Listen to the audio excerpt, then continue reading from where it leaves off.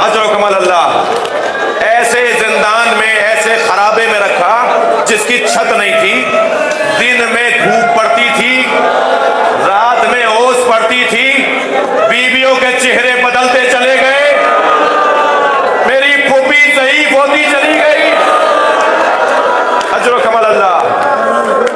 और फिर फरमाते शाम की एक बड़ी मुसीबत भी सुन लो, शाम के जिंदान की एक बड़ी मुसीबत भी सुन लो। मेरी बहन सोते सोते उठी, बाबा बाबा, गोपी अम्मा बाबा आए थे। कभी एक कोने में जाती है, मेरे बाबा यहां तो नहीं है। कभी अम्मा रा बाप का बाजू हिला के कहती है बाबा कहां गए। कभी ज़ैनुल आबिदीन मौला से जाके कहती है भैया बाबा आए थे, वो कह रहे थे मैं तुम्हें लेने आया हूं, भैया मैं तो बाबा के साथ जाऊंगी। क्या जवाब दे सकीना को? बाबा बाबा की आवाजें बुलंद हुई। यजीद के आराम में खलल आया।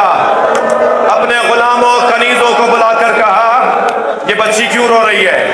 क्या इसने ख्वाब देखा है? हुसैन को ख्वाब में देखा है, अपने बाबा को याद कर रही है। कहने लगा सर भेज दो, सर भेज दो। एक तश्त में सर लाके जिंदान में रखा गया। जब रुमाल हटाया गया ना, तो जनाबे सकीना ने पहले तो गौर से देखा और फिर गौर से देखकर कहा भैया ये किसका सर है? कहा सकीना तुम बाबा को याद कर रही थी, ये बाबा का सर है। मुझसे बयान नहीं हो पाएगा।